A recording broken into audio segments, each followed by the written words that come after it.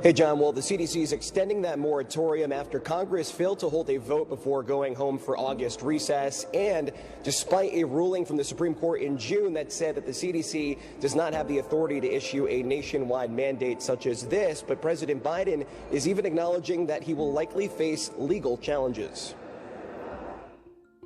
The bulk of the constitutional scholarship says that it's not likely to pass constitutional muster.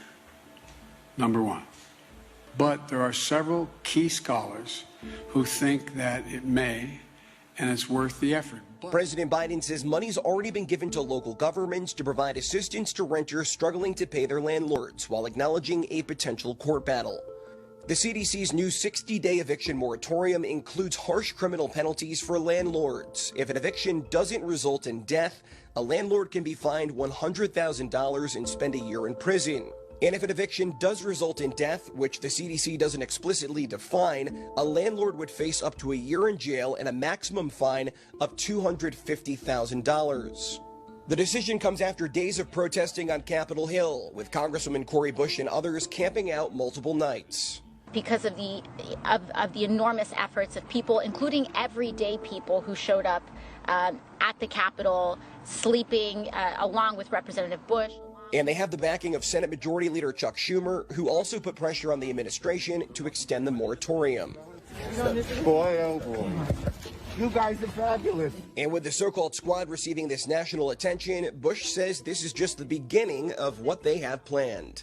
Our work isn't done. You know, this is the step, but the work isn't done. So we will continue the fight. We'll morph it into, that's what a movement is. You move with whatever with the change that's needed, and so we'll move with that. Now, this decision from the CDC and the White House just shows how powerful the squad is in terms of their voice in the Democratic caucus, with Nancy Pelosi working behind the scenes to pressure the White House, Chuck Schumer, the majority leader in the Senate, pressuring the White House as well for them to finally take that action. Again, there will be potential court battles, but the squad really has their imprint on that Democratic Party here in Washington, D.C. Back to you. Logan, where was the outrage from the Republican Party here? There was a lot of patting on the back and self-congratulation about this infrastructure bill, but Joe Biden himself admitted this is not constitutional, and you didn't hear any Republicans highlighting that point. Where were they?